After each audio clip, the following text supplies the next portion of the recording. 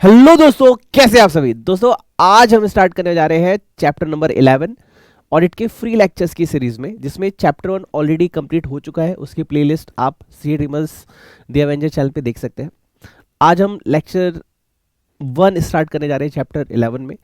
हमारे पढ़ने का तरीका क्या रहने वाला है कि देखो भैया, मैं क्लास नोट्स लिखवाऊंगा। अगर आप पहली बार लेक्चर देख रहे हैं तो मैं आपको समझा रहा हूँ, हर बार नहीं समझाऊंगा। हम क्लास नोट्स बनाएंगे, उसके बाद मैंने आपके टॉपिक के साथ साथ आपके क्वेश्चन जो है अटैच कर रखे हैं, तो ये क्वेश्चन भी साथ के साथ हम करेंगे। और चैप्टर के एंड में कुछ केस बेस्ड स्टडी भी मेंशन है, वो भी हम करने वाले हैं। ओके, नाउ एक चीज़ और आती है कि सर अगर हम आपके साथ पढ़ेंगे, जैसा कि हमेशा क्वेश्चन आता है कि सर अगर हम आपके साथ पढ़ेंगे तो क्या सिलेबस कंप्लीट होगा? जी 100% कंप्लीट होगा। तो उसका या आप पूरा सिलेबस यूट्यूब पे पढ़ाने वाले? आंसर है यस। अगर हमने कभी नहीं पढ़ रखा, पहली बार ऑडिट पढ़ने जा रहे तो भी हो जाएगा? आंसर है यस। क्या ये फ्री है? यस। कोई सर मार्केट गेमिंग तो नहीं है कि पहले आप ले लोगे फिर कहोगे मेरा पेड लो? नहीं, ऐसा कुछ नहीं है। वो लेना ना लेना आपका पर्सनल चॉइस है, लेकिन यहाँ पे जो भी बच्चे सेल्फ स्टडी कर रहे हैं उनके लिए है। फिर एक क्वेश्चन और छोटा सा आता है कि सर ये आप क्यों कर रहे हो? मेरे पास लास्ट कमेंट भी आया था चैप्टर 1 के टाइम भी, भैया मैं इसलिए कर रहा हूँ क्योंकि कुछ काम दुआओं के लिए होते हैं। देखो यार, एक तरीका है कि मैं आपको ऊपर उठाऊं और आपकी दुआओं से मैं ऊपर उठाऊं, तो कुछ काम दुआओं के लिए होते हैं। जब तुम सीए बनोगे ना और कहोगे ना, एक विनीत मिश्रा सर थे सीए ड्रीमर्स वाले, तो उनकी वजह से मैं पास हुआ। एक बच्चा मेरे स्टाफ को मिला, स्टाफ जो यहाँ पे काम करते हैं उनको जिम के अंदर वो मिला, और उसके बाद उसने कहा कि मैं सीए ड्रीमर्स में काम करता हूँ। तो उन्होंने बोला, अरे यार मैं सीए बना ही उस टीचर की वजह से। भाई उसने जो फ्री में टैक्स के लेक्चर डाले थे ना, उसकी वजह से आज मैं सीए बना, वरना वो नहीं होता तो मैं कभी जिंदगी में सीए नहीं बनता। तो ये वाला प्यार मोहब्बत जो होता है ना, ये पैसों से बढ़कर होता है। अगर मैं फ्री पेड लेक्चर भी डाल दूंगा ना, तो भी दुआएं नहीं कमा पाऊंगा। पैसा कमाने के बहुत तरीके हैं और मैं कमाता भी हूँ, लेकिन कुछ काम दुआओं के लिए होते हैं। तो ऑडिट की फ्री लेक्चर्स की सीरीज इन दुआओं के लिए है। तो आप अपना लाइक बटन प्रेस जरूर करें ताकि मुझे दुआएं मिले, और चैनल को सब्सक्राइब किया तो सब्सक्राइब कर लो। चैप्टर 1 ऑलरेडी प्लेलिस्ट में है, आप वहाँ से जाके देख सकते हैं। और अभी हम चैप्टर 11 स्टार्ट कर रहे हैं, जिसमें हम ethics and terms of audit engagement पढ़ने वाले हैं। ठीक है, तो लेक्चर को शुरुआत करते हैं। ये मान के चलो कि तुम फर्स्ट टाइम पढ़ रहे हो, और मैं इस तरीके से पढ़ाऊंगा कि मैं तुम्हें फर्स्ट टाइम पढ़ा रहा हूँ। मतलब हम ऐसे पढ़ेंगे जैसे फ्रेश पढ़ रहे हैं, हमें कुछ नहीं आता, हमें एक बेबी लेवल से पढ़ना है। लेकिन रिक्वेस्ट है कि आप शिद्दत से बातों को सुनने वाले हैं। मेरी कोशिश रहेगी लेक्चर के एंड में पूरा रिवीजन भी करके दूंगा हमने क्या पढ़ा। और एक रिक्वेस्ट और रहेगी कि भाई अपने नोट साथ के साथ बनाना। अगर तुम बोथ ग्रुप कर रहे हो, ग्रुप 2 ओनली कर रहे हो, और अगर तुम्हारे पास पढ़ने का टाइम बहुत कम है, ठीक है, और तुम्हें लगता है कि नहीं भैया मैं कैसे पढूं, क्या कर पाऊंगा, और इतने कम टाइम में सिलेबस कैसे कर पाऊंगा, तो तुम बुक डेफिनेटली बाय कर लेना। अगर तुम्हारे पास अच्छा खासा टाइम है सेल्फ स्टडी का, और आराम से 1-2 साल बाद एग्जाम देने हैं, तो तुम नोट से पढ़ो, बहुत अच्छा जाएगा। ठीक है, ओके। तो एक बार टॉपिक को देख लेते हैं। टॉपिक क्या है हमारा? आज का जो टॉपिक हम स्टार्ट कर रहे हैं ये है ethics and terms of audit engagement. Sir what is ethics? तो एथिक्स के लिए क्या कहा, आईसीआई क्या कह रहे हैं कि भैया ये एक स्टेट ऑफ माइंड है। क्या है? एक स्टेट ऑफ माइंड। क्वेश्चन है सर स्टेट ऑफ माइंड क्या है? यानी एक विचारधारा है। इसको हिंदी में क्या बोलते हैं? विचारधारा। विचारधारा। सर व्हाट इज धारा एंड व्हाट इज विचार? It's a mind process game, mind game. मान लो मैं रिकॉर्डिंग कर रहा हूं, ठीक है, मैं तुम्हें दिखाने के लिए बोल रहा हूं कि भाई फ्री फ्री फ्री, और दिमाग में चल रहा है कि नहीं भाई एक बार बस इनको कैसे भी ना अपना बना लेना है। तो क्या ये ऑनेस्ट है? आंसर है नहीं। एक ना बहुत ही अच्छा टर्म है, भागवत गीता में आता है योगी पुरुष। योगी, मैं भागवत गीता पढ़ रहा था, उसमें एक बहुत अच्छा लाइन है योगी। योगी का मतलब क्या होता है? यहाँ पे नेताजी की बात नहीं कर रहा, योगी पुरुष की बात कर रहा हूं। भगवान कृष्ण कहते हैं अर्जुन से, अर्जुन कुछ लोग खाने को त्याग देते हैं और उन्हें लगता है कि मैं एक तरीके से समाधि ले रहा हूं, उसे योगी नहीं कहते हैं। योगी का मतलब होता है कि तुम्हारे पास सब कुछ है लेकिन फिर भी कोई लालच ना हो, उसे कहते हैं योगी। तुम्हारे पास 10 तरीके खाने हैं और तुम जानबूझ के नहीं खा रहे कि मेरे खाने की इच्छा नहीं है, इसे बोलते हैं योगी। तुम्हारे पास 100 करोड़ रुपए सामने रखे हैं, तुम चाहो तो उठा सकते हो, चोरी कर सकते हो, बट तुम्हारा दिल नहीं मान रहा, इसे कहते हैं योगी। तो यहां पे ये चैप्टर आपको योगी पुरुष बनाने की बात कर रहा है कि हे अर्जुन तुम्हें योग्य पुरुष बनना है। ताकि जब भी तुम कहीं जाओ तुम्हें यश मिले, कीर्ति मिले, कोई तुम्हारा अपमान ना करे।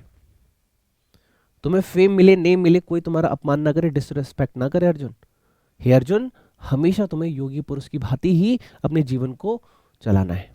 सर क्या सिखा रहे हो, भागवत गीता सिखा रहे हो? नहीं बेटा, मैं ये चैप्टर ही सिखा रहा हूं तुम्हें। What is that? This is state of mind. तुम चोरी कर सकते हो, तुम करोगे नहीं। तुम झूठ बोल सकते हो, तुम बोलोगे नहीं। तुम अपने काम से काम चोरी कर सकते हो, लेकिन करोगे नहीं। यू आर द अ योगी पुरुष। सर कहना क्या चाहते हो? कहना ये चाहता हूं कि देखो यार, एक तरीका है, मैं दूध बेचता हूं, दूध में पानी मिला के बेच रहा हूं, और मैं तुम्हें दूध दे रहा हूं। तुम्हें तो नहीं पता, लेकिन मुझे तो पता है। एक कहानी इस पे सुनाता हूं, एक छोटी सी कहानी, उसके बाद चैप्टर को लिखना और समझना चालू करेंगे। क्योंकि देखो यार, मैं ये नहीं चाहता कि चैप्टर बस पढ़ा दो। टीचर का काम होता है लाइफ चेंज करना स्टूडेंट की। चाहे ये एग्जाम हो, चाहे दुनिया का कोई भी एग्जाम हो, you can crack any C exam. ये एक टीचर की रिस्पॉन्सिबिलिटी होती है। सिर्फ पढ़ाना नहीं है, पढ़ाना तो एक न दिन तुम भी सीख जाओगे, लेकिन लाइफ चेंजिंग मोमेंट क्रिएट तब होता है जब तुम्हारी दिल पे बात लगे और तुम खुद से पढ़ने लायक हो जाओ, तुम्हारा पढ़ने का मन करने लग जाए। ये जो डर है ना सब्जेक्ट का कि ऑडिट बहुत टफेस्ट सब्जेक्ट है, जब तुम्हें इस सब्जेक्ट से प्यार हो जाए, तब मैं समझूंगा कि हाँ, मैंने एज ए टीचर अपना काम पूरा किया। कहानी ये है कि एक बार एक गुरुजी ने बाहर जाना था पूजा के लिए। उन्होंने अपने 4 बच्चों से बोला कि बच्चों ऐसा करो, मैं तुम लोग का टेस्ट लेता हूँ कल, और जो टेस्ट में पास हो गया मेरी जगह वो आश्रम चलाएगा। उन्होंने बोला ठीक है, चारों बच्चे रेडी हो गए।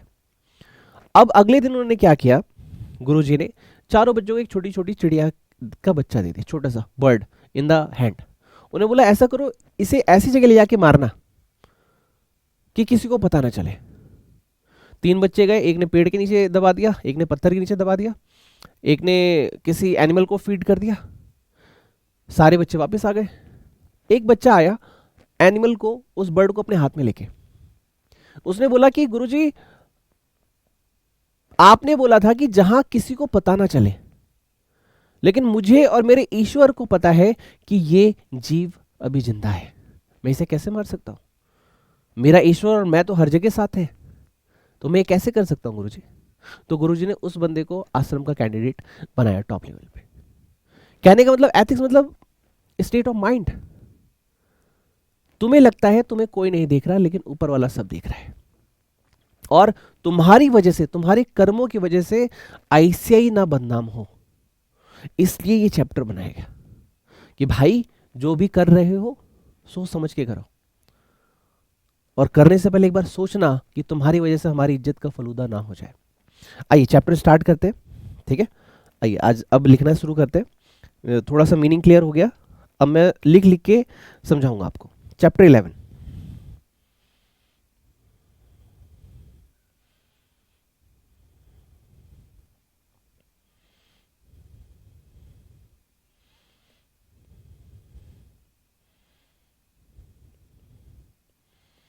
Chapter 11.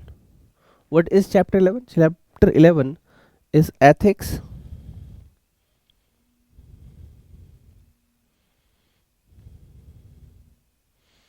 and terms of audit engagement.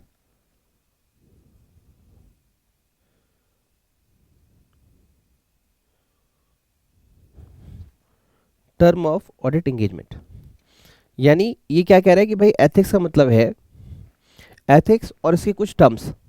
Sir what is the terms, हम अंडरस्टैंड करेंगे कि करके। इसमें हमें क्या क्या पढ़ना है सर, आइए देखते हैं। And audit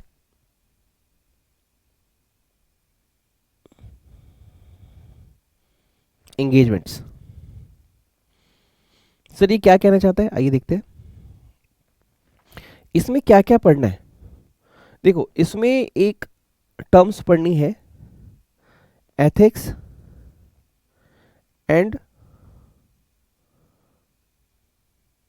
fundamental principles. इसके बाद हमें जो सेकंड टॉपिक पढ़ना है, this is independence of audit.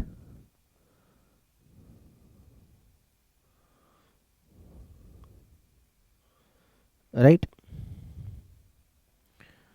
Third आप लिखेंगे प्रोफेशनल स्केप्टिज्म।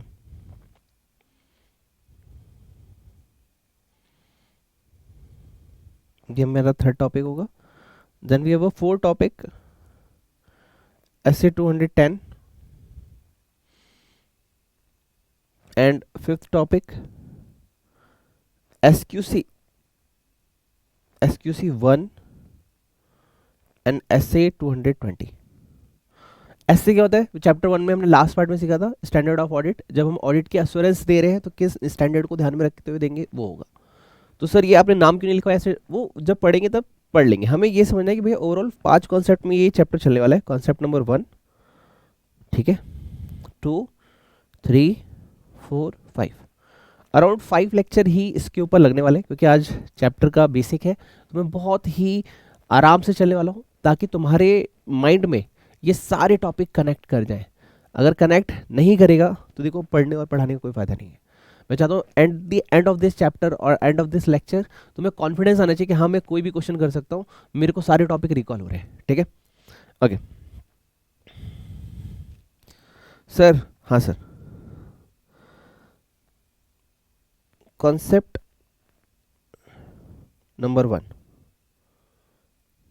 सर क्या है? कॉन्सेप्ट नंबर 1, कॉन्सेप्ट नंबर 1 है एथिक्स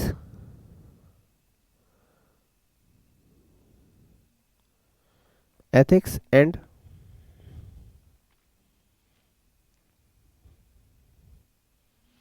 फंडामेंटल प्रिंसिपल्स। सर हमें लिखना नहीं है, हमें सिर्फ पढ़ना है। ठीक है, आपके पास हो सकता है ये बुक हो, नहीं हो तो हो सकता है आपने बाय कर रखी हो पहले से हो, आप मेरे स्टूडेंट हो, आपके पास हो सकता है ये बुक हो, तो आप बुक के साथ पढ़ो और लिख सकते हो तो लिखो। पूछो क्यों? क्योंकि आप कंप्लेन क्या करते हो एग्जाम में कि सर हमें लिखने की प्रैक्टिस नहीं है, हम लिख नहीं पा रहे, तो लिखो ना मेरे भाई। देखो यार, मेहनत कभी भी 50-50 20-20 नहीं होती, मेहनत हमेशा पूरी होती है तभी रिजल्ट पूरा आता है। अब ये मत कहो कि ये नहीं हुआ, बोलो सर कैसे भी है मेरे को करना है सर, मेरे को बस ये बताओ क्या करूं कि पास हो जाऊं। तो मेहनत करो।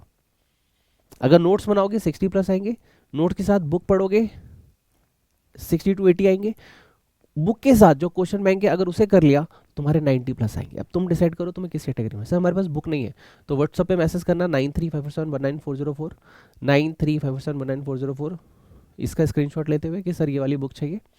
ठीक है, वीडियो को लाइक कर देना, चैनल को सब्सक्राइब कर देना, कमेंट में जाके थैंक यू सर लिख लेना, आपके लिए शिद्दत से मेहनत करूंगा मैं। और ये आप लेके व्हाट्सएप पे मैसेज करो, आपको डिस्काउंटेड प्राइस में 2 बुक का मॉड्यूल है, मॉड्यूल 1 और 2।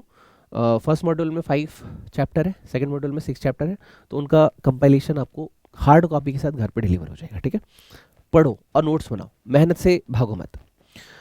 Ethics and fundamental principal. Sir सबसे पहले तो मेरे को ये बताओ एथिक्स का मीनिंग क्या है। ओके जी, आओ सर एथिक्स का मीनिंग देखते हैं। Ethics, sir what is ethics? Ethics का मतलब है प्रिंसिपल ऑफ कंडक्ट।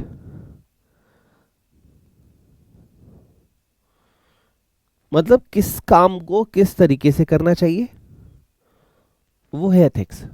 किस काम को किस तरीके से करना चाहिए। सर कैसे? मान लो देखो यार, आपको पीठ पीछे कोई नहीं देख रहा। एक बार स्टीव जॉब्स से बात की गई। स्टीव जॉब्स जब छोटे थे, अब ये मत पूछना स्टीव जॉब्स कौन है, एप्पल कंपनी जिन्होंने बनाई वो है स्टीव जॉब्स। ओके, तो उनके पापा एक बार फर्नीचर बना रहे थे बचपन में, बहुत बचपन की बात है, छोटी बात है। अब जब वो फर्नीचर बना रहे हैं ना, तो वो उसके बैक साइड में देखो, ये रही वॉल, ये रहा फर्नीचर, वो अटैच हो जाएगा, बैक साइड किसी को नहीं दिखेगा। लेकिन उनके पापा ने उन्हें कहा, स्टीव जॉब्स के पापा ने कहा कि बेटा ये पीछे से भी मुझे ठीक करना है। स्टीव जॉब्स ने पूछा पीछे से क्यों ठीक करना है, किसी को दिखेगा तो है नहीं। लेकिन स्टीव जॉब्स के पापा ने सिखाया कि बेटा पीछे से मुझे दिखेगा, लाइफ टाइम फर्नीचर को भी फील हो कि इसको किसने डिजाइन किया था। तो वो माइंड उन्होंने एप्पल में लगाया। जब एप्पल का कीबोर्ड वो बना रहे थे, उसको बोल रहा और स्लिम करो, वायर्स को और अच्छे से एडजस्ट करो। उन्होंने पूछा क्यों, कस्टमर को तो दिखेगा नहीं। लेकिन स्टीव जॉब्स ने यही जवाब दिया, मुझे तो दिखेगा ना, मेरे प्रोडक्ट को मेरे पे भरोसा होना चाहिए कि किसने उसे डिजाइन किया। This is ethics, that is principal of conduct. क्या कहता है ये कहता है गवर्निंग एन इंडिविजुअल और group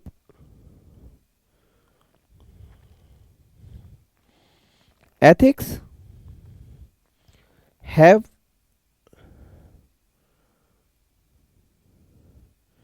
manifold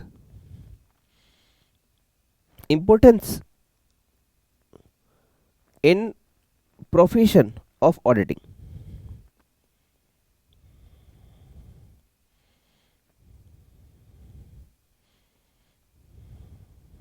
Like other profession,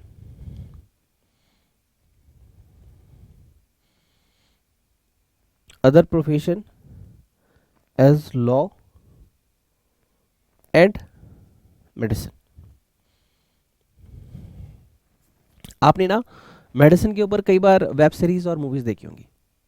doctor को पता है इस मेडिसिन से साइड इफेक्ट होगा और पेशेंट जो है जल्दी मर सकता है।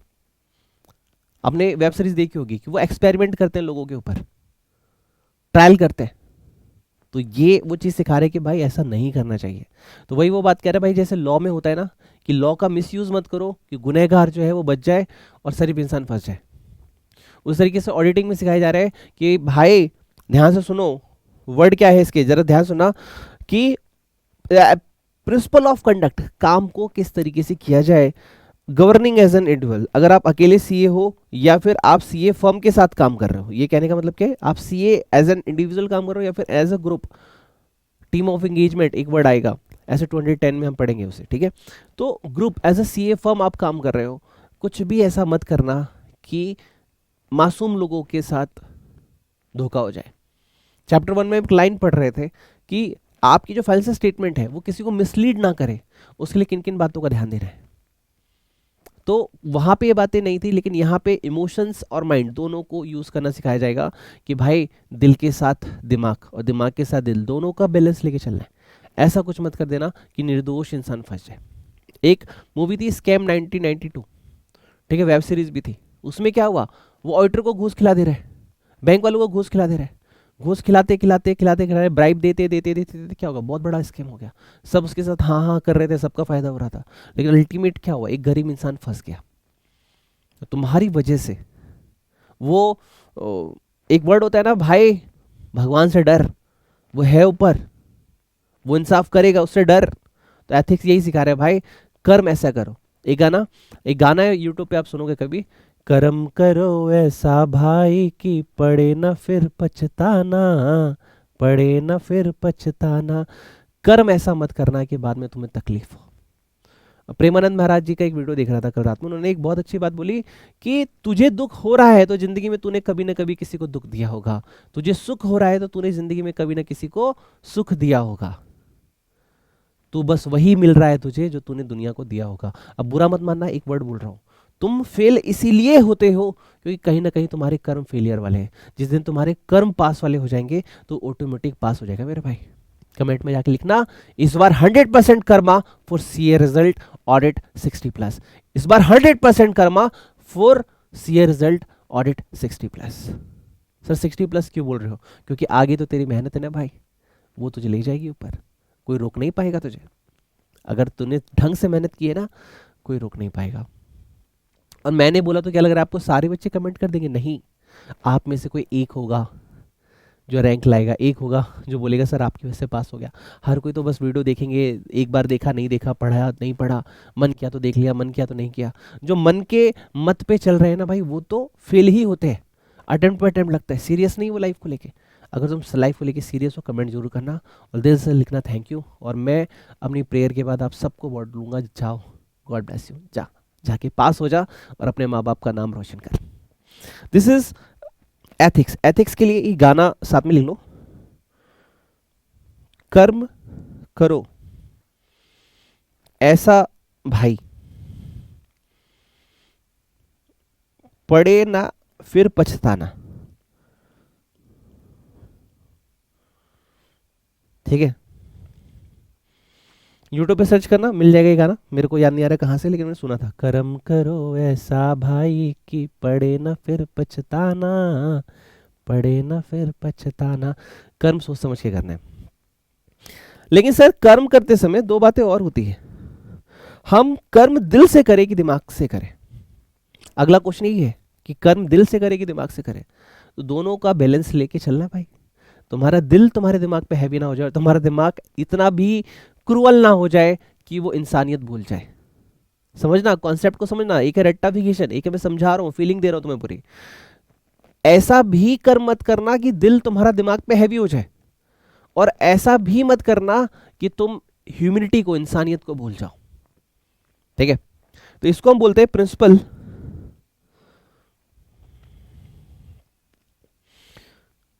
Based approach versus rule based approach. Rule based approach, वो क्या बोल रहा है, प्रिंसिपल बेस्ड अप्रोच और रूल बेस्ड अप्रोच। सर ये क्या होता है? ये बोल रहा है कि भाई देख, प्रिंसिपल बेस्ड अप्रोच क्या बोल रहा है, ध्यान सुनना।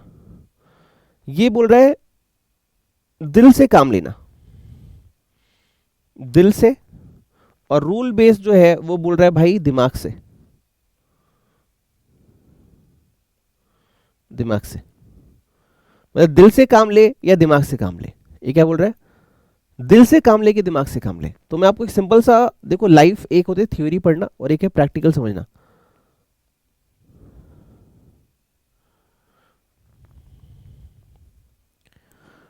दिमाग से। थ्योरी बोलती है पढ़ते जा, दिमाग बोलता है समझते जा। ठीक। दिल से मतलब कई बार हमारी इंसानियत हम पे इतनी ज्यादा अच्छी हो जाती है, वो कह रहे भाई हरीशचंद्र भी मत बच जाना कि अपने बेटे को आग लगा रहे हो तुम। सुना होगा तुमने हरीशचंद्र जी का केस, उनके बेटी की लाश उसके सामने आई, उसको आग लगाना पड़ रहा है भाई। और वो पैसे मांग रहे अपनी बीवी से, पैसे दो तब आग लगाऊंगा। परीक्षा थी उनकी भगवान के साथ, लेकिन तुम्हें सिखा रहा हूं मैं। और दिमाग भी इतना मत लगाना कि इंसानियत खत्म हो जाए। ध्यान से सुनो, दिमाग इतना ना लगे कि इंसानियत खत्म हो जाए, और दिल इतना ना लगे कि तुम बर्बाद हो जाओ। बहुत सही बात सिखा रहा हूं, दिमाग में जानी चाहिए। दिल इतना ना लगे कि तुम बर्बाद हो जाओ, दिमाग इतना ना लगे कि इंसानियत खत्म हो जाए। ठीक है, अब दिल से क्या होता है, इसके लिए कीवर्ड क्या है, रिक्वायर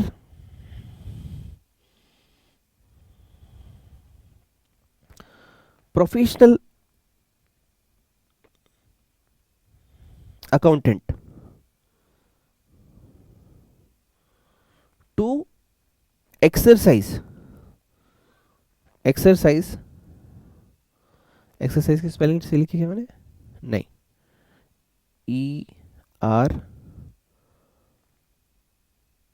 ERCIS, एक्सरसाइज। ठीक है, प्रोफेशनल जजमेंट,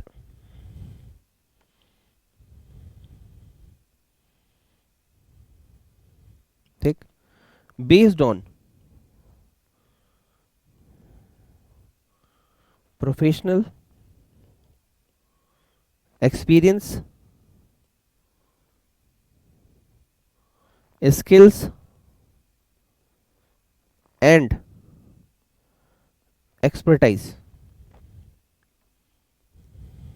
ठीक है, और ये क्या बोल रहा है, स्पिरिट ऑफ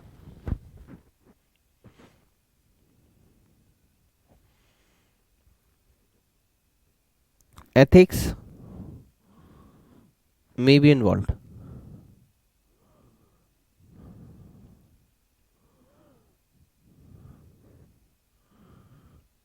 मे बी नहीं, मे बी लिखो overlooked.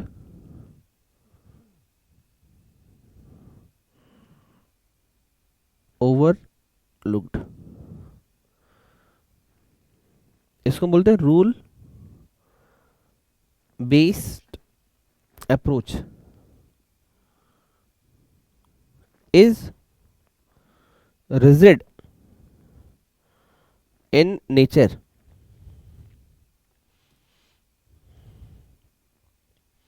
as every practical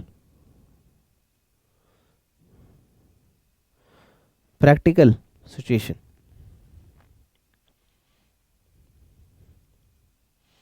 may not be dealt with.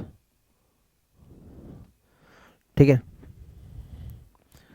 यहां पे एक वर्ड और लिखोगे आप, requires compliance with spirit of ethics.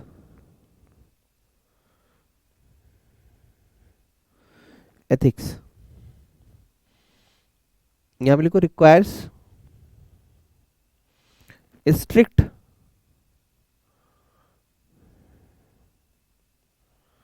Follow up of established rule.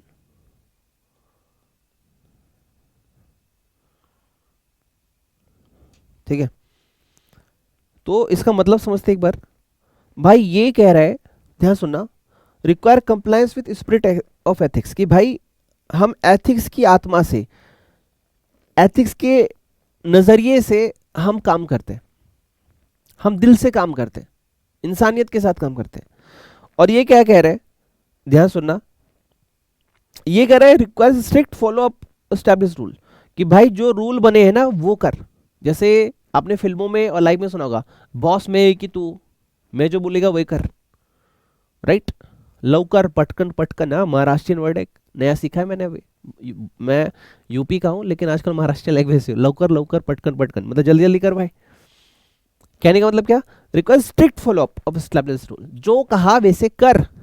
To to जा फोर, इसमें दिमाग नहीं लगाने का भाई, जो है उस फॉर्मूले को अप्लाई कर। पाई की वैल्यू 22/7 होती है, मैथ में सीखा होगा, वही है वही फॉलो कर, दिमाग नहीं लगाने का। क्या बोल रहे हैं वो, स्पिरिट एथिक्स में भी ओवरलुक्ड, कि भाई थोड़ा सा ना दिल दिल मत खेल, थोड़ा दिमाग भी यूज कर। दिल लगा लेकिन इतना मत लगा कि दिल के टुकड़े 1000 हो जाए और तू बर्बाद हो जाए भाई। वो कौन था, पारो, हाँ देवदास ना बन जाए भाई पारो के चक्कर में, थोड़ा दिमाग भी यूज कर। Rule based approach is rigid in nature, कैसा है भाई, रिजिड है भाई, जो कह दिया वो कह दिया, पुष्पा झुकेगा नहीं, जो बोल दिया तो बोल दिया, मेरे को नहीं सुनना भाई। श्रीवल्ली के मामले में इमोशनल होना, धंधे के मामले में नहीं। सर क्या बोल रहे हो आप, यही बोल रहा हूँ, इमोशनल हर जगह नहीं होना है, थोड़ा सा दिमाग भी यूज करना है। एज एवरी प्रैक्टिकल सिचुएशन में नॉट बी डिल्ट विथ, और ये भी सच है कि हर प्रैक्टिकल सिचुएशन दिमाग से नहीं होती, कुछ जगह दिल भी यूज करना पड़ता है। तो सर हम इसमें से कौन सा यूज करेंगे, बेस्ट है दोनों को एडजस्ट करके साथ के साथ चलो। यहाँ एक पैराग्राफ है कि भैया देखो, यहाँ पे तुम्हें प्रोफेशनल जजमेंट लेने होते हैं, किसके में, किसमें सर, प्रिंसिपल बेस्ड में, जिसमें तुम्हें प्रोफेशनल एक्सपीरियंस भी यूज करना है, स्किल भी यूज करनी है और एक्सपर्टाइज भी यूज करना है। सर ये आप पढ़ा रहे हो, इस पर कोई क्वेश्चन है क्या, आओ देख लेते हैं, क्वेश्चन देख लेते हैं है कि नहीं है, फिर आगे बढ़ते हैं। देखो, नीड फॉर प्रोफेशनल एथिक्स क्या है, फिर एक क्वेश्चन है, principle based on approach, principle based approach versus rule based approach to ethics, ethical और लीगल। तुम्हें लीगल होना है या एथिकल होना है, लीगल मतलब दिमाग से, एथिकल मतलब दिल से, कि कौन सा साइड लेके चलना है, या लिख लेना दिल या लिख लेना दिमाग। तो इसके ऊपर क्वेश्चन है भाई आईसीएस स्टडी मेट में। तो अभी अभी जो आपने लिखा है उसको पैराग्राफ वाइज लिख लेना, कि एथिकल गाइडेंस में फॉलो प्रिंसिपल बेस्ड अप्रोच और रील बेस्ड अप्रोच। ठीक है, essence of principal based approach और रूल बेस्ड अप्रोच, इसको थोड़ा सा एक बार रीड कर लेना, रट्टा मत मारना, रीडिंग वाला क्वेश्चन है, रट्टा नहीं मारना है। ठीक है, जो थोड़ा सा समझा उसको बेस पे तुमको कर लेना है, यही बात यहाँ लिखी हुई है। तो जिनके पास बुक है, जो ग्रुप 2 कर रहे हैं, बोथ ग्रुप कर रहे हैं, मैंने आपको बुक के लिए बताया था, व्हाट्सएप पे मैसेज कर देना 9357199404। ठीक है, वहाँ से आप ऑर्डर कर सकते हो, आपको डिस्काउंट जो भी अवेलेबल होगा मिल जाएगा। तो आप वहाँ से पढ़ो, और जो नोट्स बना रहे हो मेरे साथ वो लिख के फिर इसको पढ़ना। ठीक है, पढ़ने का काम मैं दे रहा हूँ, ये क्वेश्चन एक बार रीड कर लो, एकदम रीडिंग वाला है, होमवर्क है, 20 सेकेंड तक काउंट कर रहा हूँ, बुक से एक बार फटाफट रीड कर लो। राम राम राम राम राम राम एक, राम राम राम राम राम राम दो, राम राम राम राम राम राम तीन, राम राम राम राम राम राम चार, राम राम राम राम राम राम पाँच, राम राम राम राम राम राम छः, राम राम राम राम राम राम सात, राम राम राम राम राम राम आठ, राम राम राम राम राम राम नौ, राम राम राम राम राम राम 10। ठीक है भाई, बस हो गया, आ जाओ वापस आओ। अब मेरे को आपको कुछ अच्छी अच्छी बातें सिखानी है। आज का लास्ट टॉपिक जिसे हम कह सकते हैं, मतलब टॉपिक तो कॉन्सेप्ट नंबर 1 चल रहा है, एथिक्स एंड फंडामेंटल प्रिंसिपल्स। तो अब मैं आपको फंडामेंटल प्रिंसिपल्स बताऊंगा, ठीक है। पुष्पा पुष्पा पुष्पा पुष्पा पुष्पा पुष्पा पुष्पा राज, लिखो जी फंडामेंटल फंडामेंटल प्रिंसिपल्स। सर जी, हाँ sir, what is this fundamental principles? क्या मतलब एक ऑडिटर से आप जनरली क्या उम्मीद करते हुए चलोगे? जैसे मैं आपको पहले मजाक एक जोक करते हैं, उसके बाद इसके ऊपर आते हैं। दूल्हे से पूछा गया, यानी हस्बैंड से पूछा गया, तुम्हारी वाइफ कैसी हो? आजकल एक रील और रियल वर्सेस भी चल रहा है कि लड़का सोचता है मेरी बीबी सवेरे सवेरे उठे है, भगवान के आरती वारती करे, नहाए धोए, पूजा पाठ करे, मम्मी पापा सास ससुर के पाँव वाँव छुए, उसके बाद मेरे लिए पराठा वराठा चाय वाय लेके आए। बट रील ये है, रील रियल क्या है? बीबी एक लात मारती, बताओ चलो उठ नाश्ता बना। कहने का मतलब फंडामेंटल प्रिंसिपल्स क्या है, किसी भी रिश्ते के फंडामेंटल प्रिंसिपल क्या है? आप एक ऑडिटर से क्या उम्मीद करके चलोगे? या फिर जनरली आप एक लड़के हैं, एक लड़की से क्या उम्मीद करोगे? भाई तुम्हारी फैमिली को समझे, पहली चीज़ तुम्हें समझे, तुम जब डीमोटिवेट हो जाए तो तुम्हें मोटिवेट करे। चौथा, तुम क्या एक्सपेक्ट करोगे? हाँ थोड़ा बहुत खाना पीना बना के दे भाई, मुझे पता है स्विगी और जोमेटो आ गया, लेकिन थोड़ा बहुत तो आना चाहिए। अब एक लड़की क्या सोचती है हस्बैंड से कि देखो यार वो उसे समझे, अंडरस्टैंडिंग होनी चाहिए, ठीक है, केयरिंग होनी चाहिए। लड़की इमोशनल बहुत ज़्यादा होती है, तो वो सोचती है कि हाँ भाई अगर मेरे को दुखी हो तो थोड़े को मेरे को मनाए, मैं थोड़ा सा नाराज़ हो जाऊँ तो थोड़ा मेरी बात सुने, ठीक है। सर ये क्या सिखा रहे हो? अरे भाई यही सिखा रहा हूँ, फंडामेंटली सिखा रहा हूँ। आ रहा हूँ मैं, ऑडिट पे आ रहा हूँ, थोड़ा सा समझो, पहले मजाक समझो उसके बाद सीरियस समझेंगे। अब और क्या चाहती है कि भाई कम से कम इतना तो हो कि मेरे थोड़े बहुत जो शौक है, जैसे पानी पूड़ी खाना, हाँ पानी पूड़ी खाना, गोलगप्पे खाना, ठीक है, मोमोज वगैरह, फ्रेंच फ्राई वगैरह, कभी कभार थोड़ी बहुत शॉपिंग, वैलेंटाइन डे वगैरह आगे देकर रोज इतना तो कमाना ही चाहिए ना, इससे कम क्या, ठीक है। ठीक है, पैसे पैसा प्यार पे नहीं चलता, लेकिन इतने तो पैसे हो ना कि भूखे भी ना मरे, ठीक, इतना तो हम लेके चलते हैं। तो अब बात हो रही है कि एक ऑडिटर से आप फंडामेंटल क्या एज्यूम करोगे? भाई देखो पढ़ा लिखा होना चाहिए, ऐसा ना हो कि भाई पेपर लिखा है सेल्स को तुम साली पढ़ रहे हो, मैंने लिखा सेल, तुम पढ़ रहे हो साली। अबे साली आदि घर वाली, ये वो वाला साली नहीं है, ये सेल है। इतना तो एज्यूम करोगे ना कि भाई ये पढ़ा लिखा लड़का है, इसको पढ़ना आता है, इसको समझना आता है। जीएसटी में लेट्स सपोज जीएसटी में रेट 12% से 18% हो चुका है, तुम्हें अपडेटेड जो लॉ है उसकी नॉलेज होनी चाहिए भाई साहब। सॉफ्टवेयर में अपडेट आते तुम्हें नॉलेज होनी चाहिए। मैडम जी हमारी पॉपकॉर्न पे टैक्स लगा दी है, इतना तुम्हें नॉलेज होनी चाहिए।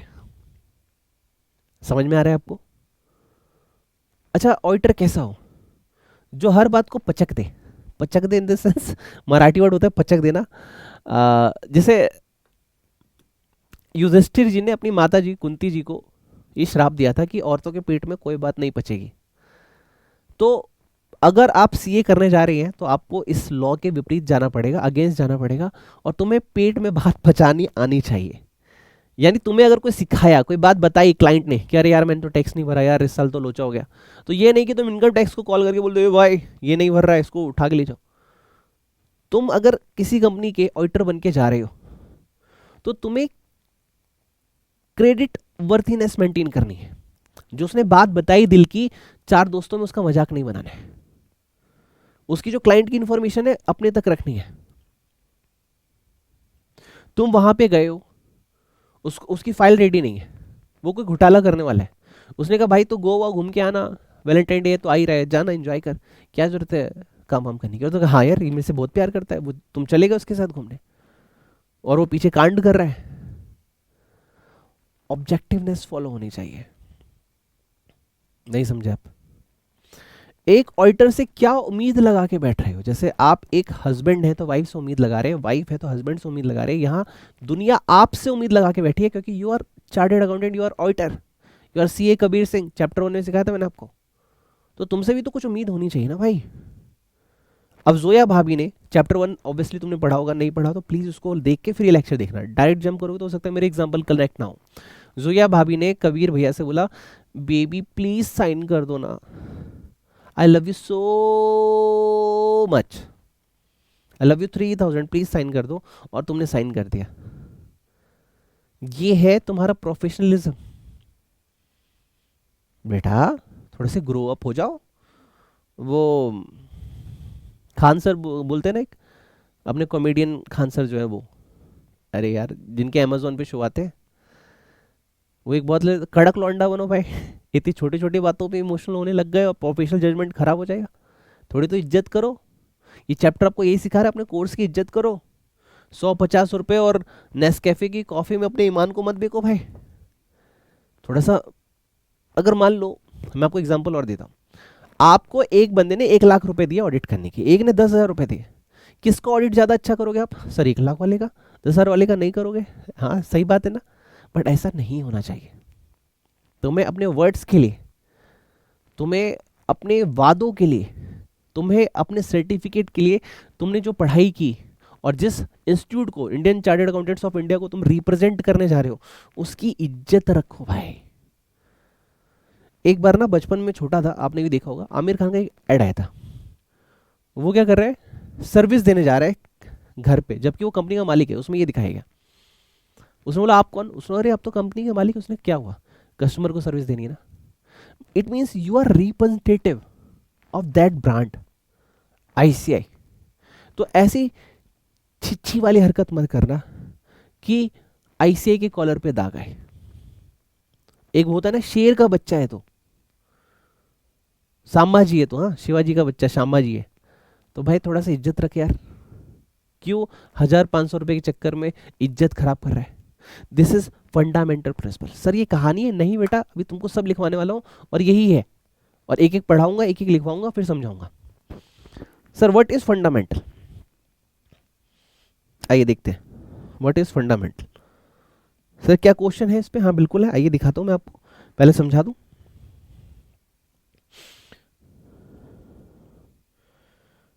Fundamental principles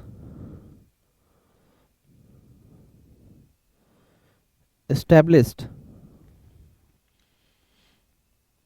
the standard of behavior expected of a professional accountant.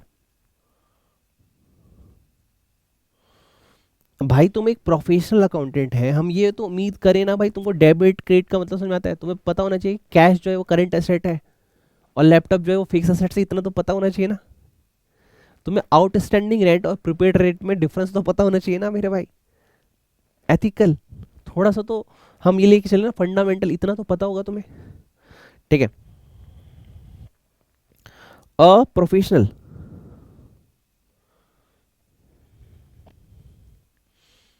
accountant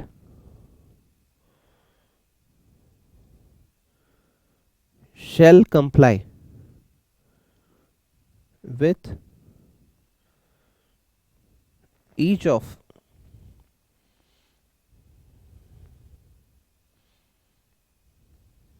fundamental principles। क्या कह रहे हैं भाई? Fundamental principle establish the standard of behaviour, standard of behaviour कि कम से कम ये बिहेवियर तुम्हारा होना चाहिए expected of a professional accountant. Fundamental principle क्या कह रहा है कि भाई हम एक अकाउंटेंट से बेसिकली इतना एक्सपेक्ट करते हैं। क्या कह रहे हैं? जैसे मैंने आपको एग्जांपल दिया था कि एक हस्बैंड वाइफ से इतना एक्सपेक्ट करता है, एक वाइफ है हस्बैंड से इतना एक्सपेक्ट करती है, एक बाप अपने बच्चे से एक्सपेक्ट करता है, एक बाप अपने बच्चे पे खर्चा कर रहा है। तो वो ये उम्मीद नहीं कर रहा कि भाई तू टॉपर बन, लेकिन जो तेरा सिलेबस है तुझे समझ में तो आना चाहिए। जो क्लास में हो रहा है उतना तो तू पढ़, होमवर्क तो कर, इतना तो एक्सपेक्ट करेगा। अभी बेटा बेटा अपने पापा से इतना तो एक्सपेक्ट करेगा ना कि भाई पूरे साल में उसका बर्थडे हो तो कम से कम एक चॉकलेट तो दो। तो वही कह रहा हूं, एक्सपेक्टेशन क्या है, एक ऑडिटर से तुम्हारी एक्सपेक्टेशन क्या है? This is fundamental principles. A professional accountant shall comply with the each of the fundamental principles कि भैया आपको कंप्लाई करना है, shall comply, accountant shall apply, professional accountant को कंप्लाई करना है। क्या करना है? Comply fundamental principle. सर क्या है? आइए पहला है आपके लिए सेवा में श्रीमान। आइए देखिए, पहला है हमारे पास इंटीग्रिटी, 5 है टोटल, पांचों याद होने चाहिए क्योंकि जितने भी ऑडिट के चैप्टर पढ़ोगे ये वर्ड्स आएंगे, बार बार रिपीट होंगे। Integrity, integrity, sir what is integrity? Integrity का मतलब होता है सर ईमानदारी, ईमानदारी की बीमारी। ईमानदारी का मतलब हम क्या लेके चल रहे हैं कि ऑडिटर भैया आप जानबूझ के किसी गलत काम में इन्वॉल्व मत होना। लिखो आप यहां पे, जानकर किसी गलत काम में इन्वॉल्व मत होना। मैं क्या उम्मीद लेके चल रहा हूं? फंडामेंटल क्या कह रहा है? फंडामेंटल का पहला पॉइंट है ईमानदारी। ईमानदारी का मतलब भाई देख, जानबूझ के किसी गलत काम में आपका हाथ नहीं हो। अरे यार सर इसका मतलब क्या है? देखो, एक है गलती से गलती हो गई, हम मान लेंगे, लेकिन जानबूझ के तुमने गलती की तो हम ये नहीं कहेंगे तुम ईमानदार हो। ईमानदार कौन होता है? जिसने जानबूझ के कभी गलती नहीं की। गलती से गलती हो गई सर, और गलती से भी गलती नहीं होनी चाहिए, लेकिन फिर भी हम कह रहे हैं जानबूझ कर तो गलती मत ही करना। इंटीग्रिटी का मतलब क्या है? आपको स्ट्रेट फॉरवर्ड एंड ऑनेस्ट होना है। स्ट्रेट फॉरवर्ड मतलब कि तुम्हें ऑडिट करने भेजा गया है तो ऑडिट करना भाई, उसकी सेक्रेटरी से। और वो जो अकाउंटेंट, अब मैं अपने दोस्त का नाम नहीं लूंगा, सॉरी, और कभी मेरा दोस्त ये वीडियो देखे तो उसके लिए सॉरी। मेरा दोस्त सीए फर्म में अकाउंटेंट था। अब वो कहीं पे गया जॉब करने, उसको वहाँ पे दूसरे अकाउंटेंट से प्यार हो गया। ये भाई साहब ब्राह्मण, और वो बंगाल को, शायद कोलकाता को बिलोंग करते होंगे, बांग्ला। तो दोनों को प्यार हो गया। अब दोनों चुप चुप गुप चुप हो बाहर मिलने लगे। अब बाहर मिलने लगे, फिर प्यार हो गया। प्यार हो गया तो फिर शादी हो गई। शादी हो गई तो अभी 2 बच्चे हो गए उनके। तो क्या अगर उसकी वाइफ उस कंपनी में है, उन दोनों में लव अफेयर चल रहा है, क्या ये अपने सीए को सही रिपोर्टिंग देगा? नहीं देगा। क्यों? 2 दिल मिल रहे हैं, समझ रहे हो आप? क्या इसने सही काम किया? नहीं किया। जिस जगह तुम्हारी गर्लफ्रेंड है, गर्लफ्रेंड ने पूरे दिन काम किया है, नहीं किया, तुम सही रिपोर्टिंग दोगे? उसने गलत एंट्री की तो तुम ठीक कर दोगे, लेकिन ये रिपोर्टिंग नहीं दोगे कि उसने गलत किया था। This is straight forward and honest. Honesty के ऊपर भी एक टॉपिक आएगा, by look and by mind, हम पढ़ने वाले नेक्स्ट लेक्चर में आएगा। इंडिपेंडेंट, इंडिपेंडेंट ऑडिटर का मतलब, सर वो तो चैप्टर 1 में पढ़ाया था आपने। हाँ ठीक है, लेकिन वहां का अभी एक बार दोबारा से आएगा कि इंडिपेंडेंट का मतलब होता है दिमाग से भी, दिमाग पे बोझ नहीं होना चाहिए तुम्हारे कि मेरी बीवी क्या बोलेगी। एक मूवी आई थी विक्रम वेदा, ठीक है, सैफ अली खान और ऋतिक रोशन सर की थी वहाँ। उसमें सैफ अली खान की बीवी लॉयर है, सैफ अली खान पुलिस है। दोनों एक दूसरे से कुछ बोल नहीं सकते क्योंकि लीक हो जाएगा। और सैफ अली खान ने यही किया, अपनी बीवी का पता लगाया, फाइल की वेदा किधर मिलेगा, तो उसने अपनी बीवी के पीछे जासूस लगा दिए ताकि उसे पता चल सके कि भाई किधर मिलने वाला है वेदा। बाद में दोनों में झगड़े हो गए कि भाई अगर हमें एक घर में रहना है तो दोनों एक दूसरे की कॉन्फिडेंशियलिटी को, इंटीग्रिटी को खराब नहीं करेंगे। अगर आपने देखी हो विक्रम वेदा तो आपको सीन याद आ रहा होगा, आफ्टर इंटरवल वाला सीन है। तो यहाँ पे यही क्वेश्चन है कि भाई इंटीग्रिटी होनी चाहिए, स्ट्रेट फॉरवर्ड एंड ऑनेस्ट होनी चाहिए। स्ट्रेट फॉरवर्ड मतलब तुझे पता होना चाहिए भाई तू क्या करने गया है, तुझे अपना मकसद क्लियर होना चाहिए कि मैं क्या करने गया हूं, स्ट्रेट फॉरवर्ड। और उसके बाद अगला वर्ड क्या है सर? ऑनेस्ट होना चाहिए, ईमानदार। सर पे बोझ नहीं होना चाहिए कि मेरी बीवी क्या बोलेगी, मेरा बॉस क्या बोलेगा, मेरे मामा को बुरा ना लग जाए, मेरी मम्मी को बुरा लग जाए, मेरे को तो जॉब पे जाना पड़ेगा, करना पड़ेगा, वरना अगर नौकरी से निकाल दिया मुझे तो फिर मेरा घर कैसे चलेगा। ये सारी बातें नहीं होनी चाहिए।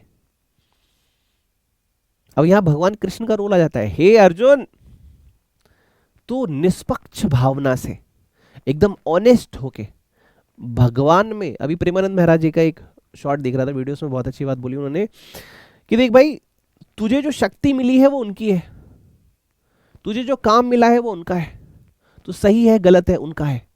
जिस दिन ये सोच के चलेगा तेरे से गलती होगी ही नहीं और वो अपने आप तेरा ख्याल रखेगा। स्ट्रेट फॉरवर्ड हो जाना कि मैं जो कर रहा हूं ईमानदारी से करूंगा, जो कर रहे हो ईमानदारी से करो, तुमसे गलती नहीं होगी। इंटीग्रिटी का मतलब यही है, जो कर रहे हो ईमानदारी से करो, तुमसे गलती नहीं होगी।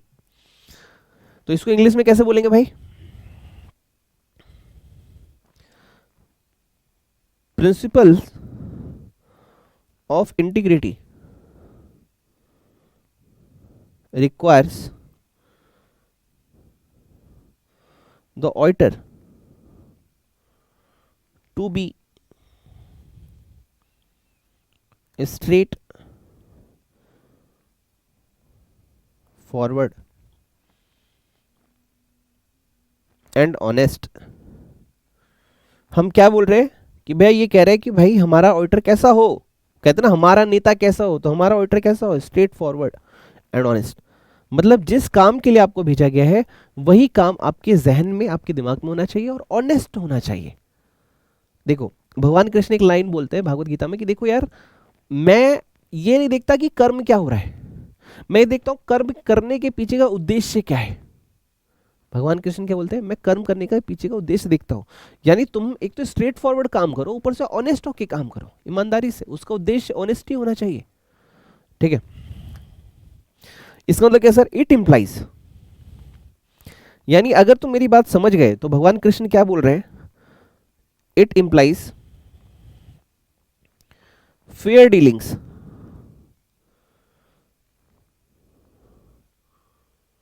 And transparency. यानी जो भी तुम काम कर रहे हो वो फेयर होना चाहिए, साफ सुथरा, ठीक है, एंड ट्रांसपेरेंट होना चाहिए। मतलब किसी को धोखे में रख के काम मत करना, फेयर डीलिंग करो। भगवान में राम मतलब कि हृदय राखे कौशलपुर राजा, कौशलपुर राजा, ये माता सीता हनुमान जी को बोलती है कि जाओ हनुमान, जाओ अशोक वाटिका के फल खाओ, लेकिन हृदय में भगवान राम को रखते हुए खाना। यानी फेयर डीलिंग करो, भगवान को याद रखते हुए, अल्लाह को, रब को, वाहिगुरु को दिल में रखे हुए फेयर डीलिंग करो।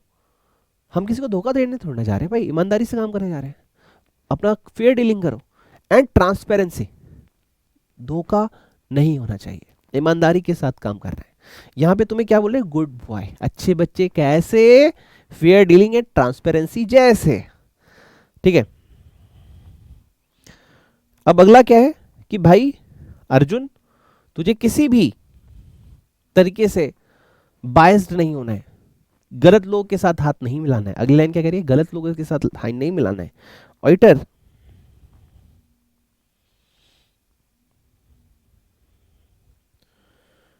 should not be associated with any reports, returns and communication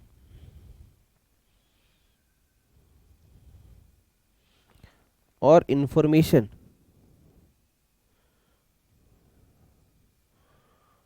which may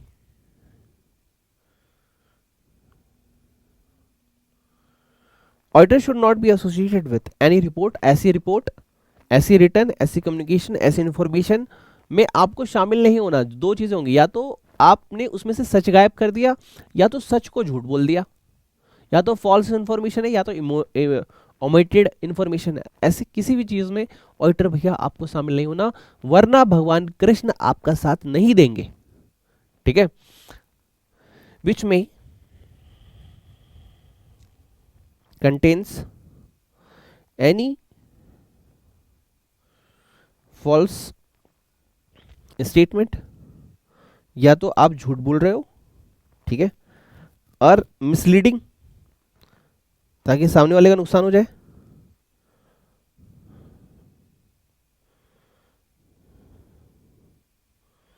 ठीक है, और B omits required information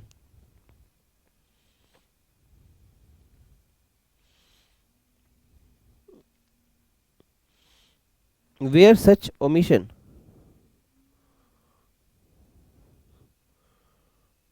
could be misleading. Contains any false statement. भाई ऐसी चीज में शामिल मत होना कि तुम कुछ भी गलत स्टेटमेंट दे रहे हो या फिर मिसलीडिंग इंफॉर्मेशन दे रहे हो, ठीक है, या फिर ओमिट्स रिक्वायर्ड इंफॉर्मेशन। आप ऐसी इंफॉर्मेशन दे रहे हो जिसमें आपने कुछ सच बताना ही, ओमिट मतलब होता है भूल जाना, where such in omission could be misleading, और आप भूले ही इसलिए हो क्योंकि आप मिसलीड कर पाओ। जैसे बचपन में होता था, सर मैथ की कॉपी घर पे भूल गए, जिस सब्जेक्ट को आप नहीं करते थे सच से बताना, ऐसा होता था कि नहीं? हम बोलते थे सर वो कॉपी घर पे भूल गए, होता था कि नहीं? सच सच, अगर हाँ और सच में सीए बनना है तो लिखना हाँ सर, हम भी यही करते थे। हम भी बोलते थे सर इंग्लिश की कॉपी भूल गए, मैथ की कॉपी। आप बोलना कौन सी कॉपी भूल गए थे? तो ये बोल रहा है भाई तुम वही चीज भूल रहे हो जिसमें तुमने गलती की है, वही चीज भूल रहे हो जिसमें तुमने गलती की है। बोलो मेरे साथ, वही चीज भूल रहे हो जिसमें तुमने गलती की है। सर क्या ये बुक में ऐसे ही लिखा है? आओ लेट मी चेक।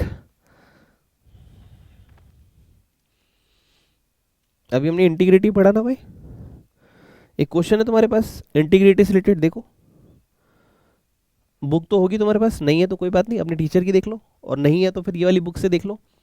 ऑब्वियसली मैं ये मान के चलूंगा कि ये बुक तुम्हारे पास है और तुमने बाय कर रखी है, मैं एज्यूम करूंगा, ठीक है। स्टडी मेट में क्वेश्चन है, a chartered accountant in a practice issued a certificate showing original cost of plant and machinery installed in a premises of a client for 9 crore to save some regulatory fees for his client. However, original cost of plant and machinery was 15 crore. तुमने 15 करोड़ का machinery का value क्या दिखाया? 9 crore. Which fundamental principle governing professional ethics is violated in this case? ठीक है, तो इसमें कहा जा रहा है कि तुमने स्ट्रेट फॉरवर्ड एंड ऑनेस्ट होकर काम नहीं किया। तो यहाँ पे लिखा है integrity requires that a professional accountant shall not knowingly be associated with report, written communication or other information where the accountant believes that the information contain a material false or misleading statement, a contains statement or information provided negligently or omits or required information where such omission or obscurity would be misleading. मतलब जो बताया जा रहा है अगर वो झूठा है, गलत है, और तुम उसमें शामिल हो तो तुम इंटीग्रिटी को वायलेट कर रहे हो। वाह सर मजा आ गया, हम तो क्वेश्चन करने लग गए। हाँ, एक क्वेश्चन है, क्वेश्चन नंबर 4 इसके ऊपर, आरटीपी में 22 में आया हुआ है, ठीक है। क्वेश्चन है fundamental principle of ethics establish the standard of behaviour expected of a professional accountant. Professional accountant shell comply with each of the fundamental principles, ठीक है। तो एथिक्स का मीनिंग क्या है वो बता दिया आपने, फंडामेंटल प्रिंसिपल्स में क्या क्या आता है वो बता दिया। अब इंटीग्रिटी, इंटीग्रिटी क्या होती है एक बार पढ़ लो इसको। Integrity requires auditor to be straight forward and honest in all professional business relationship. It implies fair dealing and truthfulness. और ये सर आपने तो वर्ड टू वर्ड लिखवा दिया भाई साहब, क्या हम वर्ड टू वर्ड याद कर सकते हैं? हाँ याद कर सकते हैं। It effectively means that he shall not be associated with the report, written communication or other information which he believes contain a materially false or misleading statement, contains statement or information provided recklessly or omit required information where such omission could be misleading. और वाह sir क्या पढ़ा रहे हो आप, याद आ रहा है हमको। अब क्या मेरे लिए इंटीग्रिटी का ये वाला पॉइंट पढ़ लोगे आप?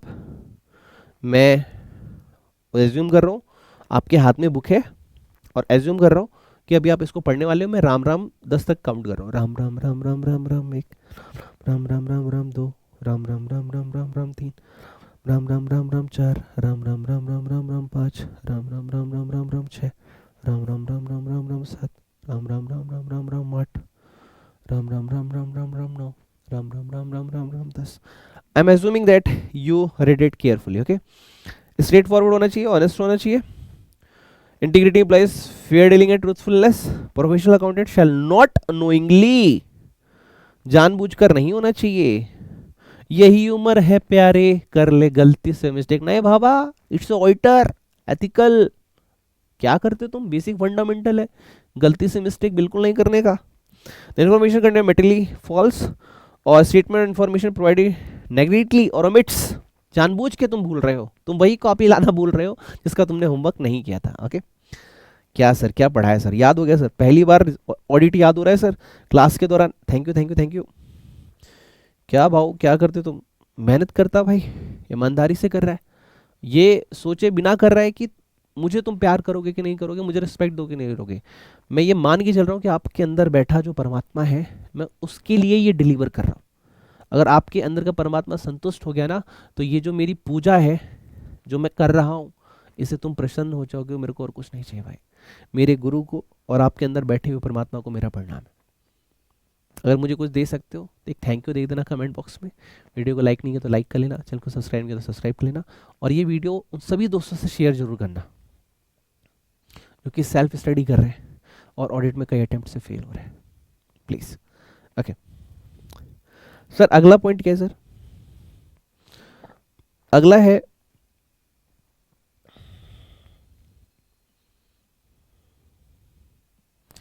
ऑब्जेक्टिविटी।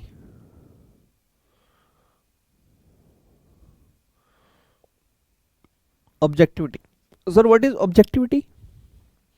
विदाउट पार्शियल, नो भेदभाव। हिंदी मीनिंग क्या? नो भेदभाव।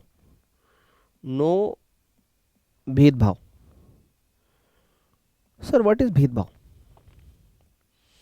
मैं आपको एग्जांपल दे रहा था, खुद का बच्चा शोर करे ना तो अरे बच्चा है, खुद का बच्चा कुछ भी गलत करे अरे बच्चा है, दूसरे का बच्चा करे तो क्या बोलते हैं? संस्कार नहीं क्या तेरे में?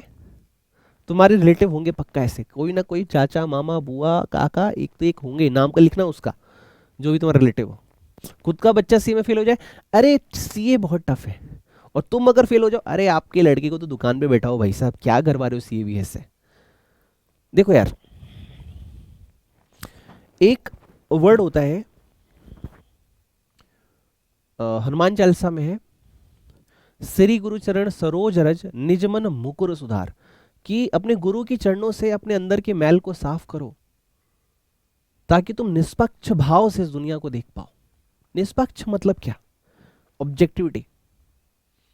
मतलब जब तुम काम कर रहे हो तो आप ये सोच के नहीं करोगे कि ये मेरा काम है, ये मेरे पड़ोसी का काम है और ये बाहर वाले का काम है। तुम ये सोच के काम नहीं करोगे कि ये 1 लाख रुपए का काम है, ये 1 करोड़ का काम है। भगवान ने तुम्हें जो काम दिया उसकी इज्जत करो, पैसों से इसको मत तोलो। इस तरीके से मत करो कि कोई और करे तो कुछ और रिजल्ट आए, तुम कर रहे हो तो कुछ और कर रहे हैं। कई बार होता है हम फ्री में कोई काम करते हैं, अब मैं कुछ लोगों को देखता हूँ वो डॉग्स को और काऊ को खाना खिलाते हैं, लेकिन कौन सा खाना खिलाते हैं जो एक दिन का खराब हो जाता है? क्या अपने बच्चे को आप खराब खाना खिलाते हैं? मैं उन्हें कभी बोल नहीं सकता, लेकिन एज अ टीचर मैं तुम्हें जरूर पूछ रहा हूँ, जब तुम अच्छा खा रहे हो तो उन्हें भी अच्छा खिलाओ ना भाई। ऑब्जेक्टिविटी, भेदभाव नहीं करने का सबके अंदर। जैसे एक एग्जांपल और देता हूं मैं, बहुत अच्छा। एक बार रावण ने सोचा कि माता सीता के आगे मैं राम बन के जाता हूं। कुंभकर्ण ने पूछा कि भाई क्यों चिंतित हो तुम? उसने बोला कि यार माता सीता को हरण करके ले आऊं मैं, सीता को, राम जी की। उसने कहा ठीक है, तो राम बन के जाओ, फिसल जाएगी वो। कह रहे वो मेरी तरफ देखती ही नहीं। रावण बोला वो मेरी तरफ दिखती ही नहीं। तो कुंभकर्ण बोला कि भाई फिर राम जी की ड्रेस पहन के जाओ ना। तो उन्होंने राम जी की ड्रेस पहनी, भगवाधारी किया। हुआ क्या? उन्हें हर नारी में अपनी बहन और मां दिखने लग गई। ऑब्जेक्टिविटी, ये है पावर श्री राम की। सर आप क्या कर रहे हो, इस क्यों धर्म ला रहे हो? मैं धर्म नहीं ला रहा, I am just telling that objectivity, I am just dealing with examples. अच्छे लग रहे हो तो अडेप्ट करो, वरना कॉन्सेप्ट करो, ठीक है? भेदभाव नहीं। रावण क्या भेदभाव करता है? 10 दिमाग अलग अलग भेदभाव करते हैं, राम एक दिमाग, मर्यादा पुरुषोत्तम राम। यानी मैं कहना क्या चाहता हूं कि तुम्हारा दृष्टिकोण ऐसा हो, तुम्हारा नजरिया ऐसा हो, तुम्हारा पॉइंट ऑफ व्यू ऐसा हो कि तुम पार्शियलिटी ना करो, ऑब्जेक्टिविटी के साथ काम करो, बिना भेदभाव के काम करो। काम कर रहे हो ईमानदारी से काम करो, भेदभाव मत करो। जैसे तुम्हारे अंदर भी ऑडिट टफ लगता है सर, सर एफएम इजी लगता है, क्यों भाई? थ्योरी से क्या प्रॉब्लम है? प्रैक्टिकल से क्या प्रॉब्लम है? प्रॉब्लम तुम्हें खुद के साथ होनी चाहिए कि you are not giving your 100%। तुम्हारे अंदर वो आग है, तुम्हारे अंदर वो पावर है, तुम्हारे अंदर वो नॉलेज है, कैपेबिलिटी है कि तुम कुछ भी कर सकते हो। तुमसे नहीं हुआ इसका बस एक ही जवाब है, तुमने ढंग से किया नहीं। अगर तुम ठान लो किसी चीज को तो कुछ भी तुम्हारी औकात के बाहर नहीं। Getting my point? Okay sir, क्या लिखेंगे एग्जाम में इसके ऊपर?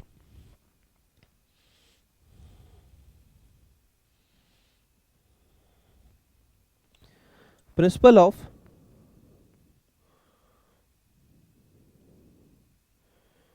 Objectivity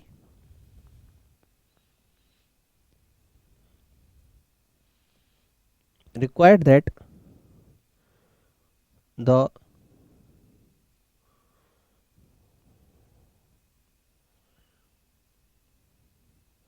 professional judgment of auditor should not be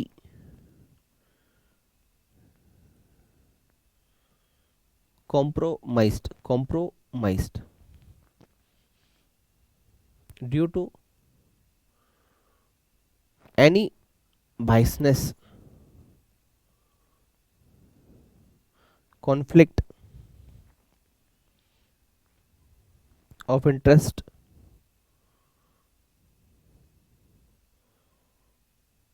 or undue influence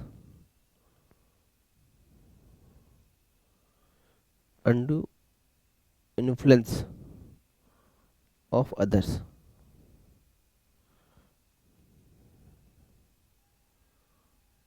ठीक है, undue influence of others। यानी मैं आपको चैप्टर 1 वाले एग्जांपल देता हूँ। जोया भाभी के कहने पे तुम डिसीजन मेकिंग मत करना, तुम अपना दिमाग लगाना, पार्शियल हो गए काम नहीं करना है। ठीक है, ओके। आगे सर क्या है, थर्ड पॉइंट सर, इस पे भी क्वेश्चन है क्या? अभी क्वेश्चन करेंगे, एक बार ये हो जाए उसके बाद क्वेश्चन पढ़ेंगे। ठीक है, 2 हो गया, 5 टोटल है। थर्ड पॉइंट पे आते हैं। Okay,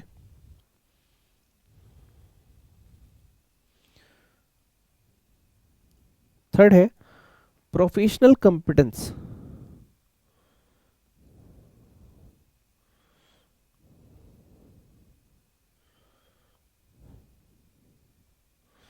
and due care. Sir what is professional competence? देखो, जब तुम चार्टर्ड अकाउंटेंट हो तो वी आर एज्यूमिंग कि तुम लॉ से अपडेटेड हो, तुम नॉलेज से अपडेटेड हो। ठीक है, और तुम जो भी काम कर रहे हो पूरी ईमानदारी के साथ कर रहे हो। सर ईमानदारी तो ऑनेस्टी एंड स्ट्रेट फॉरवर्ड सिखा दिया आपने। हाँ, तुम अपडेटेड हो नॉलेज से, तुम्हें हर चीज़ की प्रॉपर नॉलेज है, तुम्हें कंप्यूटर वगैरह चलाना आता है, तुम्हें अपने सिलेबस की नॉलेज है, एटलीस्ट एक अच्छे अकाउंटेंट तो हो ही हो, टैक्स और लॉ तुम्हें आते ही है।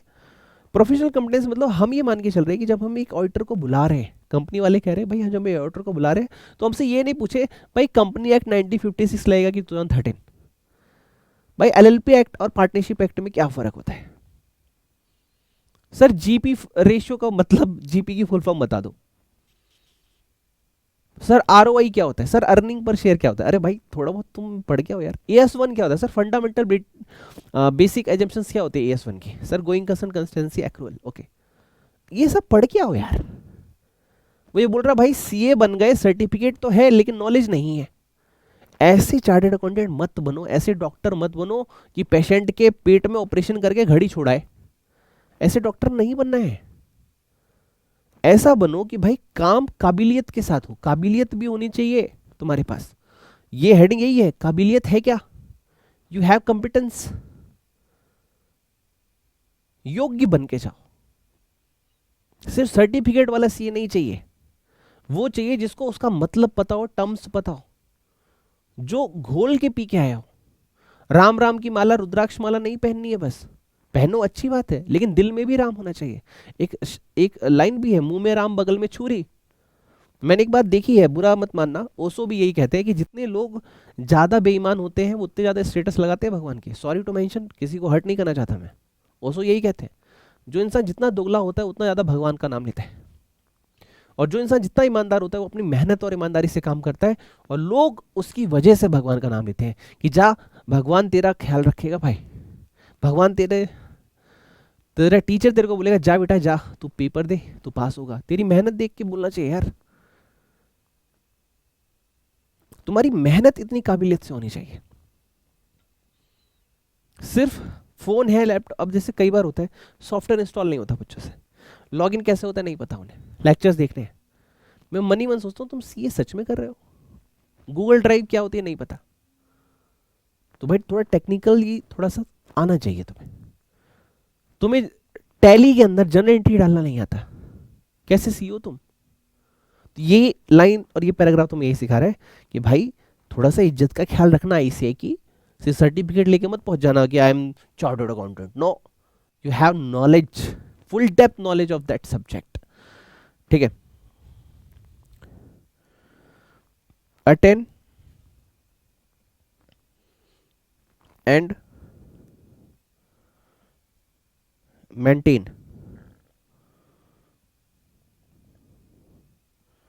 Professional knowledge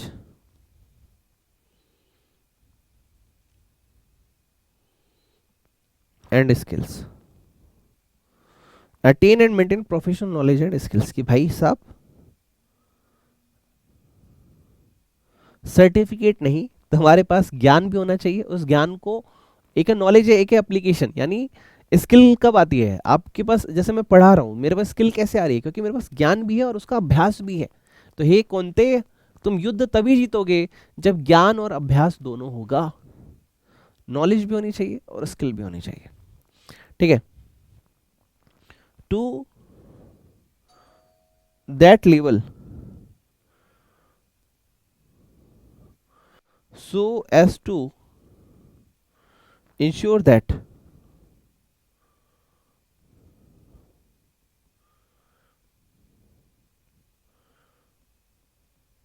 professional work is performed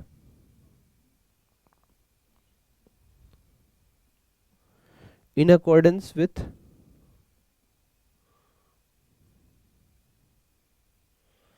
current technical and professional standards, professional competence and due care. अब देखो, अरे वाह यार, मेरी राइटिंग में ठीक हो गई अभी डिजिटल पे, हाँ। To that level so as to ensure that professional work is performed in accordance with the current technical and professional standard. कि भाई जो भी तुमने कार्य किया है, प्रोफेशनल वर्क इज परफॉर्म्ड, जो भी वर्क परफॉर्म किया है तुमने, कैसा होना चाहिए? प्रोफेशनल। और तुम्हारे काम को प्रोफेशनल कब कहेंगे? जब तुम करंट टेक्निकल, यानी जो लेटेस्ट टेक्नोलॉजी चल रही है उसके बारे में तुम्हें पता हो, और अपना प्रोफेशनल स्टैंडर्ड, जो अकाउंटिंग स्टैंडर्ड तुम्हें सिखाए जाएंगे, जो स्टैंडर्ड ऑफ ऑडिट सिखाए जाएंगे, उसको भी अप्लाई कर रहे हो, यानी टेक्निक्स को और प्रोफेशनल स्टैंडर्ड्स दोनों को फॉलो कर रहे हो, ठीक है। अगर ये प्रोफेशनल तुम मेंटेन कर रहे हो काम में, तो हम समझेंगे कि तुम एक योग्य पुरुष हो, ठीक है। Okay,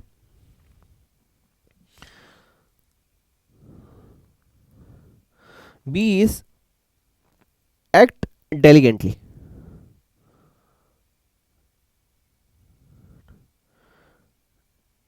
diligently,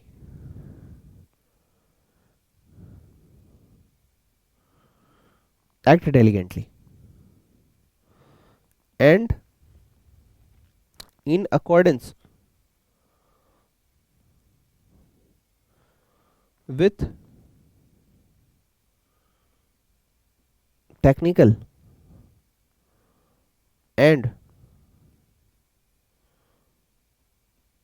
professional standards. भाई काम कैसे करने वाले हो? एक्ट डेलिगेंटली, ईमानदारी से काम कर भाई, और यहां पे बड़े समझदारी के साथ कर। तो तुम्हें देख रहा है कि, तुम्हें दिख रहा है कि ये फोटो कॉपी है, ओरिजिनल के बारे में पूछा, कहाँ है ओरिजिनल कॉपी? जब पार्टनरशिप डीड में लिखी हुई है रेशियो 1:1:1, तो 3:1 क्यों है? थोड़ी सी समझदारी यूज कर लो, थोड़े से टेक्निकल हो जाओ, थोड़े से प्रोफेशनल हो जाओ, एक्ट डेलिगेंटली। अबे भाई नॉलेज तो बहुत है तुम्हारे पास, काम कैसे करते हो? एक्सरसाइज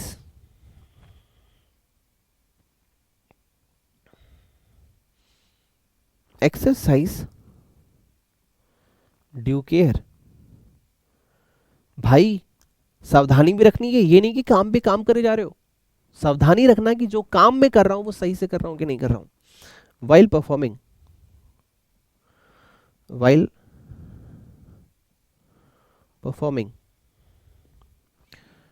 प्रोफेशनल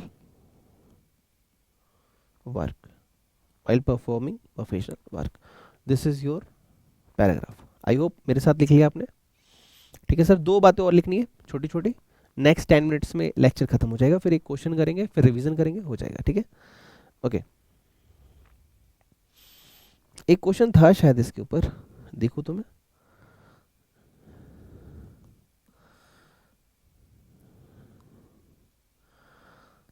इसी क्वेश्चन में एक बार मेरे साथ रीडिंग करेंगे please. Objectivity and professional competence and due care, exam में कैसे लिख के आना है, आप बोलते हो ना एग्जाम में कैसे लिखना है, तो वो बुक में लिखा हुआ है, ठीक है। ऑब्जेक्टिविटी में the principle of objectivity require an auditor not to compromise professional judgement because of the bias, conflict, interest और अनड्यू इन्फ्लुएंस ऑफ अदर। अरे वाह सर, आपने तो वर्ड टू वर्ड लिखवा दिया। हाँ भाई, परमात्मा ने यही चाहा था। Professional competence and due care, it requires that the auditor attain and maintains professional knowledge and a skill at that level required to be render competent professional services based on the current technical and professional standard and legislation, and also to act diligently uh, in accordance with the technical and professional standards. Now diligence include responsibility to act carefully, thoroughly and on a timely basis in accordance with the requirement of an assignment. Okay, good. अरे वाह sir, क्या पढ़ा रहे हो आप sir? हम आपकी language लिखे क्या एग्जाम में? हम आपकी लैंग्वेज लिखे क्या एग्जाम में? क्या लिख के आए?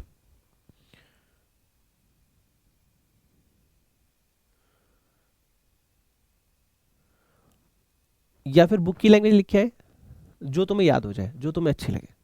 अगर तुम बुक की लैंग्वेज के साथ कंफर्ट हो तो तुम्हारे मार्क्स और अच्छे आएंगे। मेरी लैंग्वेज के साथ लिखोगे तो 10% प्लस माइनस चलेगा, बस 10%, 10 मार्क्स नहीं बोला मैंने। वहाँ पे 90 आएंगे तो यहाँ पे 80 प्लस आएंगे। लेकिन यही है कि इसके साथ तुम्हें मेरे साथ लिख के एक बार पढ़ना पड़ेगा और तुम्हारे मार्क्स और ज़्यादा सिक्योर होंगे, ठीक है। अब तुम्हारे ऊपर है, तुम साथ में पढ़ के प्रैक्टिस करना चाहते हो या बस नोट्स लिखना चाहते हो, सब तुम्हारे ऊपर है। मेहनत जितनी करोगे, देखो जो गुड़ जितना डालोगे मीठा उतना होगा।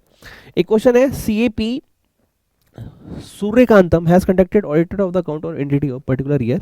ICAI issued a letter to him relating to the certain matters concerning audit. He did not even bother to reply to the letters. वो जवाब तक नहीं दे रहा भाई, डिस्पाइट रिमाइंडर्स, उसको रिमाइंडर भी दिए तो भी जवाब नहीं दे रहा। Discuss with fundamental principle governing professional ethics disregarded by him. तो वो क्या गलत कर रहा है, ठीक है। तो ये गलत कर रहा है प्रोफेशनल बिहेवियर। अभी तक हमने लिखा नहीं, अभी हम लिखेंगे, ये होमवर्क एक बार पढ़ लेना। वो प्रोफेशनल बिहेवियर नहीं फॉलो कर रहा। प्रोफेशनल बिहेवियर का मतलब यही है कि भाई जो भी लॉ है उनके जवाब दो, जो भी कंडक्ट हो रहा है उसके जवाब दो, जो भी लीगल कंप्लाई हो रहा है उसके ऊपर जवाब दो, ठीक है। और कोई भी लॉ वायलेट नहीं करना, इस चीज़ का ध्यान रखना। दिस इज प्रोफेशनल बिहेवियर, हम अभी लिखने वाले हैं। प्रोफेशनल एथिक्स की क्या जरूरत है, ये होमवर्क पढ़ लेना, ठीक है। ऑलरेडी हम इसके ऊपर बहुत डिस्कशन कर चुके हैं। आइए, तो हमारे बड़े बड़े टॉपिक हो गए, दो रह गए, एक कॉन्फिडेंशियलिटी, एक प्रोफेशनल बिहेवियर, उसके बाद हमारा टॉपिक खत्म हो जाएगा। आइए लिखते हैं, लिखो कॉफी नहीं बेटा, कॉन्फिडेंशियलिटी। इसको हिंदी में बोलते हैं गोपनीयता, हिंदी में बोलते हैं गोपनीयता। यानी मैं अगर आपको अपने दिल की बात कुछ बता रहा हूं तो वो आप तक ही रहनी चाहिए, हमारी बातें हमारे बीच होनी चाहिए, तीसरे बंदे के सामने नहीं जानी चाहिए। हाँ, कॉमेडी है जो कि तो अलग बात है, मेरे बाल सफ़ेद हो गए ये बोल रहे हो अलग बात है, लेकिन मैंने तुम्हें ये बताया कुछ पर्सनल और तुम बाहर जाके शेयर कर रहे हो, ये गलत बात है। हमारी बात हमारे बीच में, हमारी नॉलेज हमारे बीच में। अब एक आप चार्टेड अकाउंटेंट बनोगे तो सिर्फ एक कंपनी के तो नहीं रहोगे, 10-5 कंपनी तुम्हारे हाथ में रहेगी, बड़ी बड़ी कंपनी, भगवान करे बहुत सारी रहे, 20 तो रख ही सकते हो कम से कम, कितनी भी रखो, ठीक है, 100 रखो, 1000 रखो, सब रखो। लेकिन आपस में एक दूसरे की टेक्नोलॉजी, एक दूसरे की स्किल शेयर मत करो, एक दूसरे की कॉन्फिडेंशियलिटी शेयर मत करो। तुम्हारे पेट में बात पचनी चाहिए, जो तुम्हें सिखाया गया है उसको फॉलो करो, ठीक है। आइए लिखते हैं, फिर समझते हैं। Do not disclose the information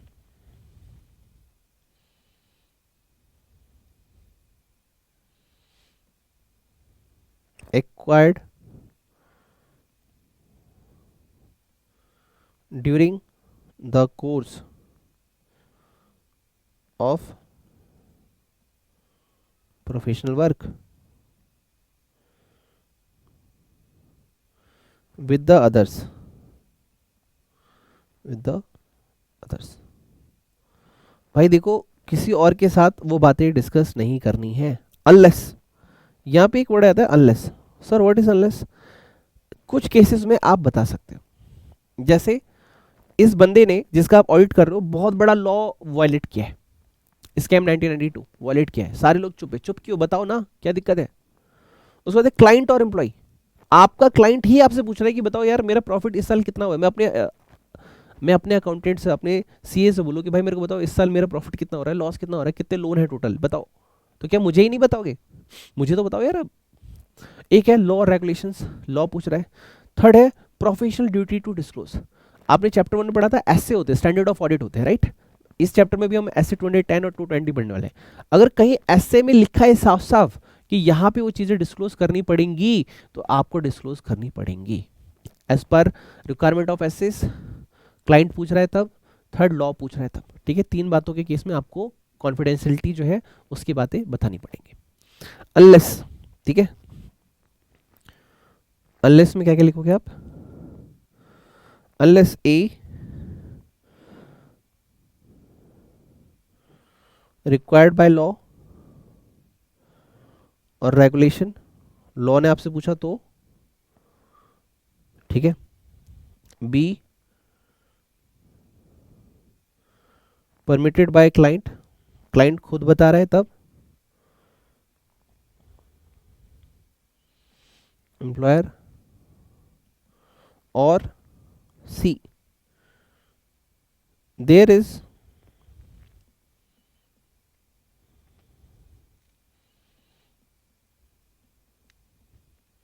professional duty to disclose, duty to disclose, कि भाई अब हमारी ड्यूटी ही बन गई है सच बताना, तो आपको बताना ही पड़ेगा। मतलब आपको लग रहा है कि भाई नहीं बताया तो नुकसान हो जाएगा, तो बताना पड़ेगा। ऐसे ने बोला है बताना, तो बताना पड़ेगा, ठीक है। ओके, इसको बोलते हैं प्रोफेशनल कोड ऑफ कंडक्ट के अंडर आपको बताना पड़ा। ये आपका लास्ट, अब एक लास्ट हेडिंग लिख रहे हैं, सिर्फ 2 वर्ड लिख रहे हैं, फिर हमारा आज का जो टारगेट है वो पूरा हो जाएगा, ठीक है। And the last point professional behaviour, जिसके ऊपर अभी अभी हमने क्वेश्चन किया था और मैंने होमवर्क दिया था कि वो रिप्लाई ही नहीं कर रहा, तो गलत बात है, रिप्लाई करना पड़ेगा। हाँ, प्रोफेशनल बिहेवियर,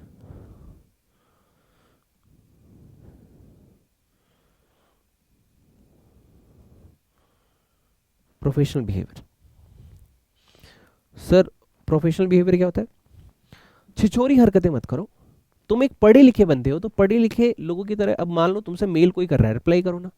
कॉल कर रहा है, कॉल नहीं उठा रहे, कोई कॉल कर रहा है, ब्लैकलिस्ट में डाल दिया। If you are a professional so behave like a professional, this is professional behaviour, ठीक है। अगर तुम डॉक्टर हो तो बताओ ना भाई ये दवाई किस चीज की है। तुम्हारी दवाई से एक पेशेंट की तबीयत खराब हो गई, तो उसको जवाब दो ना ऐसा क्यों हुआ।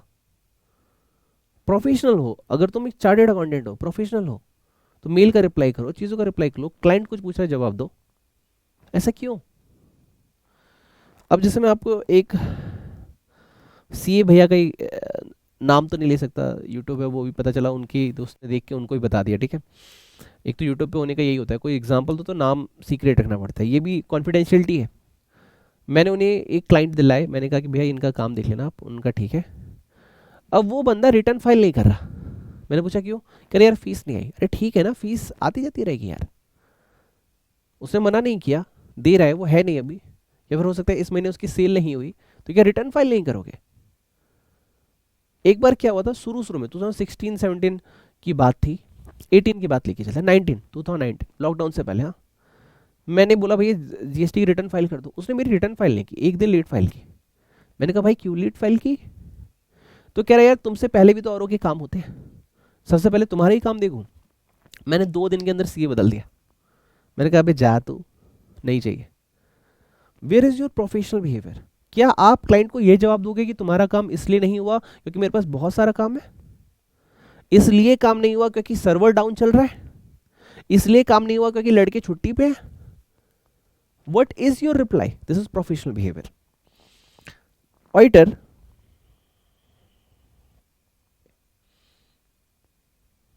must comply with the applicable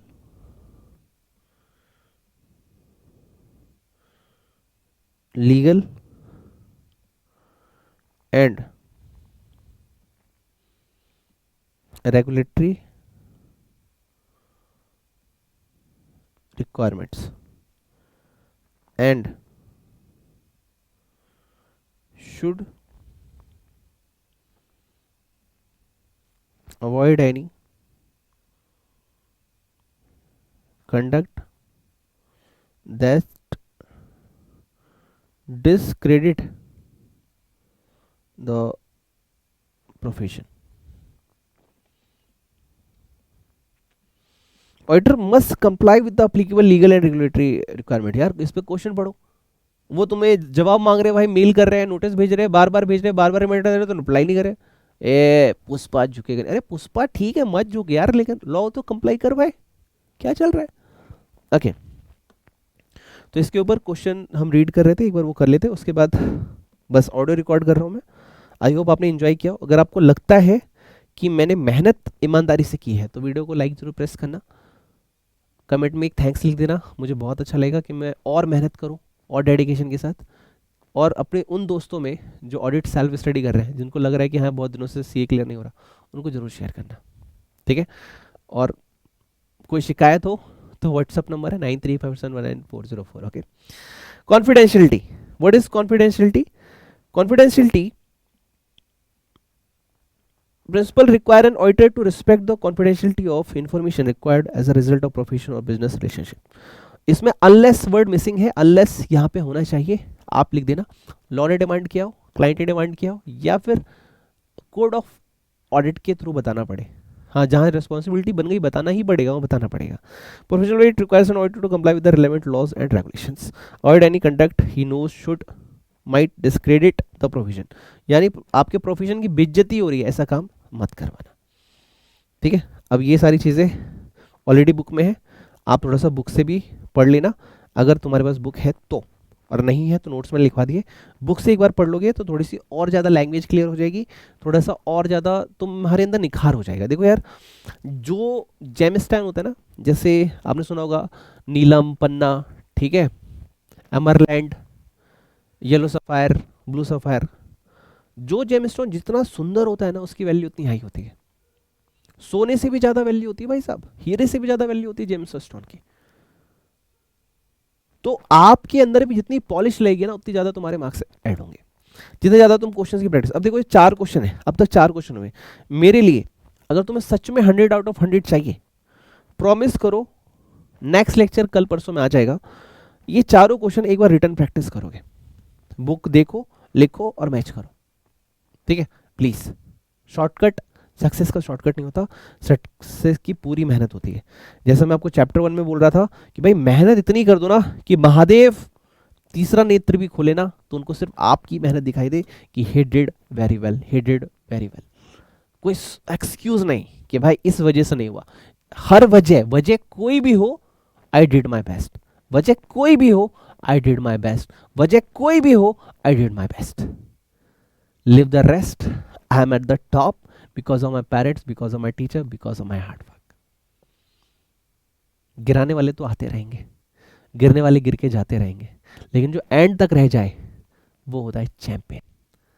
इसलिए चैनल का नाम रखा है सीए ड्रीमर्स द एवेंजर। वो लोग जो सीए देखने का सपना देखते हैं, जो स्ट्रगल करते हैं, वो एक योद्धा है, क्योंकि उन्हें इस युद्ध में जीतना है। ओके चलो, तो एक बार ऑडियो रिवीजन हो जाए। हेलो माय डियर फ्रेंड्स, कैसे हैं आप सभी दोस्तों।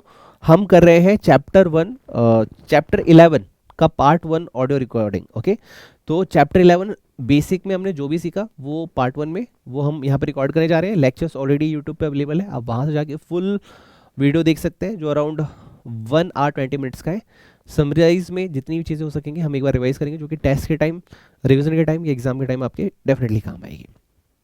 चैप्टर 11 का नाम है ethics and terms of audit engagement, जिसमें ओवरऑल 5 बातें हमें पढ़नी है। Ethics and fundamental principle, second independence of audit, third professional scepticism, fourth SA 210, fifth is SQC 1 and 220। Okay, तो कॉन्सेप्ट नंबर 1 है ethics and fundamental principles. Ethics क्या होता है? एथिक्स होता है प्रिंसिपल ऑफ कंडक्ट, जिसमें मैंने आपको भागवत गीता से एक पॉइंट लेके बताया था कि कर्म ऐसा करो कि बाद में पछताना ना पड़े। This is ethics, governing an individual और group, principle of conduct. Okay sir, principle based approach और रूल बेस्ड अप्रोच में क्या डिफरेंस होता है? प्रिंसिपल बेस्ड अप्रोच कहता है भाई दिल से काम ले, और रूल बेस्ड अप्रोच कहता है दिमाग से काम ले। ओके इसमें क्या होता है? Require compliance with spirit of ethics, किसमें सर? प्रिंसिपल बेस्ड अप्रोच में। और रूल बेस्ड अप्रोच में क्या होता है? Require strict follow of the established rule, कि भाई यहाँ का बॉस कौन है, जो बॉस ने कहा वही करने का है। This is rule based approach. Sir fundamental principles क्या होते हैं? This is the most important topic for your exam, क्योंकि ये हर चैप्टर में कहीं ना कहीं आएगा, बार बार आएगा, बार बार आएगा, और आपको ये दिमाग में, जहन में बैठना चाहिए, इसलिए उसको ढंग से रिवाइज करो। फंडामेंटल प्रिंसिपल्स क्या है? देखो फंडामेंटल प्रिंसिपल्स क्या है, जैसे मैंने आपको एग्जांपल दिया था लेक्चर्स के दौरान, कि एक लड़की एक्सपेक्ट करती है कि उसके हस्बैंड को कैसा होना चाहिए, एक हस्बैंड एक्सपेक्ट करता है लड़की को कैसा होना चाहिए, एक बाप एक्सपेक्ट करता है उसकी बेटे को कैसा होना चाहिए, सबकी एक एक्सपेक्टेशन होती है। तो यहाँ पे फंडामेंटल प्रिंसिपल्स क्या है कि एक ऑडिटर से हमें क्या एक्सपेक्ट करना चाहिए। क्वेश्चन क्या है, एक ऑडिटर से क्या एक्सपेक्ट करना चाहिए? तो पहली चीज भाई इंटीग्रिटी, ईमानदार छोकरो होना चाहिए। कैसे छोकरो होना चाहिए? गांडो छोकरो नहीं, ईमानदार छोकरो। गुजराती में बोलते हैं गांडो छोकरो, यानी बदमाश लड़का। बदमाश नहीं भाई, ईमानदार, यानी तुम्हारी ईमानदारी की तारीफ इस पूरे वर्ल्ड में होनी चाहिए कि भाई कितना ईमानदार है। लाइक रतन टाटा सर मर गए लेकिन ईमानदारी नहीं छोड़ी उन्होंने। इंटीग्रिटी, ईमानदारी कर से आपको काम करना है। सर इसके कुछ कीवर्ड्स बताओ ना, जैसे स्ट्रेट फॉरवर्ड एंड ऑनेस्ट, कि भाई मैंने तुमको अपने दोस्त का एग्जांपल दिया कि वो गया सीए फर्म से कहीं गया क्लाइंट के यहाँ, वहाँ उसके अकाउंटेंट से उसको प्यार हो गया, शादी हो गई, बच्चे हो गए, वो क्या स्ट्रेट फॉरवर्ड और ऑनेस्ट रहेगा? खुद सोचो आप। यहाँ पे इंप्लाइज होनी चाहिए फेयर डीलिंग एंड ट्रांसपेरेंसी। आप जो कर रहे हो प्रत्यक्ष प्रमाणित होना चाहिए, हिंदी बोलते हैं इसको प्रत्यक्ष एंड प्रमाणित, फेयर डीलिंग एंड ट्रांसपेरेंसी, ठीक है। और आप कहीं भी एसोसिएट ना हो रिपोर्ट में, रिटर्न में, कम्युनिकेशन में, इंफॉर्मेशन में, जहां पे कोई फॉल्स स्टेटमेंट हो, मिसलीडिंग इंफॉर्मेशन हो, या फिर कुछ ऐसी चीजें आप भूल रहे हैं या भुलाई जा रही है जिससे सच छुपाया जा सके। जैसे मैंने आपको एग्जांपल दिया था कि आप एग्जाम अपनी 11th-12th में वही रजिस्टर भूलते थे, लाइक मैथ का रजिस्टर भूलते थे क्योंकि आपने मैथ का होमवर्क नहीं किया होता था, ठीक है। ये मैंने आपको एग्जाम्पल दिया था। ओके इसके बाद हमारे पास ऑब्जेक्टिविटी। ऑब्जेक्टिविटी में हमने एक सिंपल सी चीज सीखी, बायसनेस नहीं होनी चाहिए। जोया भाभी के कहने पे सिग्नेचर नहीं करना है, भेदभाव नहीं करना है, चाहे फीस 1 लाख हो या 10,000 रुपये हो, 10 लाख हो, ईमानदारी से काम करना है। काम कोई छोटा बड़ा नहीं होता। रईस मूवी का डायलॉग है जिसमें शाहरुख खान बोलता है भाई आज से ये मेरा कलमा बन गया है कि काम कोई छोटा बड़ा नहीं होता, काम भगवान होता है, ईमानदारी से काम करो। ऑब्जेक्टिविटी, नो भेदभाव, ठीक है। इसके बाद है professional competence and due care. भाई आप एक चार्टर्ड ऑडिटर, हम एज्यूम करते हैं तुम्हें अकाउंट की नॉलेज, लॉ की नॉलेज, इकोनॉमिक्स की नॉलेज होगी। हम ये मान के चल रहे हैं कि तुम अपना वर्क जो है प्रोफेशनल तरीके से करोगे, करंट टेक्निक्स को और प्रोफेशनल स्टैंडर्ड को यूज करोगे, अपना काम डेलीगेंटली करोगे और अपनी एक्सरसाइज ड्यू केयर के साथ करने वाले हो।